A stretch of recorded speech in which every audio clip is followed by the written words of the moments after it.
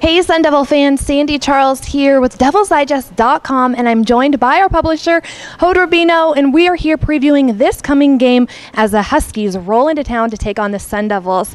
So Hode, some may think it's actually the Huskies' strength of schedule more than it is the talent that has contributed to them being undefeated and ranked number 5.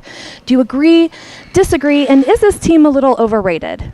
I think there's some validity to 2 points being made over here. First of all, look, they are the Pac-12 reigning champions. They were ranked in the preseason number 8.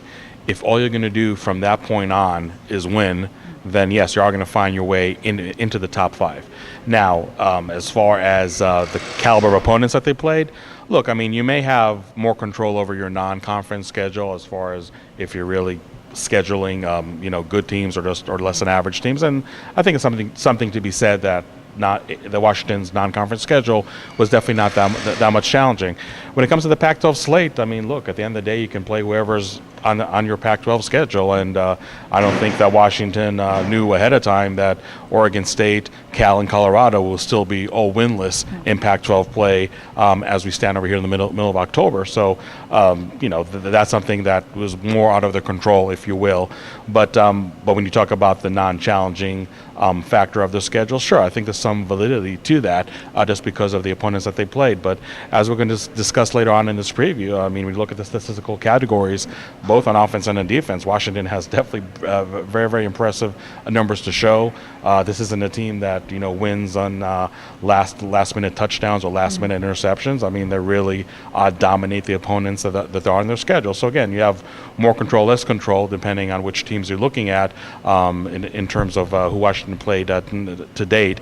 But I feel that a point can be made both ways. That I mean, on the one hand, yes, they have earned their number 5 ranking, and they are an undefeated team in the country, one of few. But on the other hand, yes, they have not played world beaters by any means up until now. I just don't know if that's really diminished what they've done until to this point. But on the other hand, I think that they definitely have not been challenged, have not been tested like a lot of other teams around the Pac-12 until now. Now, whether some question this talented team or not, there's no doubt that they have the best total defense and scoring defense in the Pac-12. So how are they so effective, and what does ASU's offense need to do to combat? Well, in terms of the effectiveness, I think what Washington does is what every defense, not only in the Pac-12 but around the country, wants to do, is to really control the line of scrimmage but not bring extra players, but not have blitz situations by achieving that. So, and as we know, if you're going to win the line of scrimmage battles more often than not, you should be successful. And for Washington, even at times, even just to rush 3 players and still generate the pressure that they need on the quarterback, or still frustrate the opponent's running game. When you're able to do that, I mean that obviously helps your passing defense that much more, because you can drop more players in coverage and really have the quarterback hold on to the ball probably more than they want to, just because of the flood of players, if you will, over there in the secondary. So I think that's what makes them really effective first and foremost. Now we look at the defensive backs. I mean, they lost a lot of talented players from last year. Kevin King, Buda Baker, obviously familiar locally here for Arizona Cardinal fans, but still, even though with the inexperienced secondary, something that seems like a running theme with a lot of Pac-12 teams like Arizona State, their inexperienced secondary really has not missed a beat at all. Their secondary coach, Jimmy Lake, one of the best assistants by far in the Pac-12, somebody that I would be shocked that if he does not get a head coaching job in 2018, and that just shows how well he can develop those young players to play at a level that is pretty darn close to what they played in 2016, which is an outstanding level as it is, as you see by the number of players that were drafted from that group from last year into the NFL. So that's what really makes them that effective. Now, how can Arizona State combat that? I think a defense like Washington showed that they are susceptible for a high-tempo playing team, and that's something I think that's in Arizona State's wheelhouse. I mean, there have been more games than others that they're able to employ that pace. But for Arizona State to succeed, they have to realize that they're really going to have to play at a very, very fast pace, maybe faster than they have played all year. And second of all, realize that even though you have somebody like John Humphrey coming back into the lineup, that you're probably not going to have that much success with downfield throws. But you have very sure-handed wide receivers in Jalen Harvey, N'Keal Harry, Kyle Williams. More often than not, when they have a reception, it goes for a first down. So just realize that you might be forced to move the chains with a lot of 5-7 yard passing game, just dumping to wide receiver, or maybe dumping to running back coming from the backfield, rather than just be just explosive all over the place. Maybe this is a game that your running game is going to be frustrated early, but you're really going to have to stick to that and make sure that you can be as balanced as possible as you can. So that's really the recipe for Arizona State. Just realize that you may not get a lot of chunk of yards, whether it's on the ground or in the air, but as long as you can effectively move the chains with just short passes, short gains in the running game, that's really going to bottom line. So I think patience is something that the Arizona State offense is going to have to exercise on Saturday more than they have in previous games. Now, this Huskies offense is tied for the league's top scoring offense, but in other facets of their offensive game, they're not the best. So how can ASU's defense combat this, and what do you see happening? Yeah, this Washington offense is almost an enigma when you look at the stat sheet. Scoring 43 points a game, tied for best in the Pac-12. And you're talking about a conference that has explosive offenses left and right. But on the other hand, both the passing offense and the rushing offense is literally middle of the pack, number 6, number 7. Their quarterback, Jake Browning, definitely being overshadowed by Sam Darnold, Josh Rosen, Luke Falk. I mean, definitely not a quarterback that you would mention as an elite passer in this conference.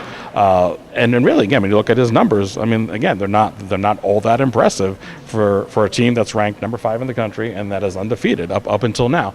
But I think they just a team that really kind of knows their strengths and weaknesses and just really play to that. First and foremost is balance. I mean, you can look at stats like rush offense and pass offense and see that they're middle of the pack. But obviously, if they're scoring 43 points a game, that's really the other part of the equation, that they're not that flashy running the ball, they're not that flashy passing the ball, but they're obviously getting the job done when you see how many points per game they do score.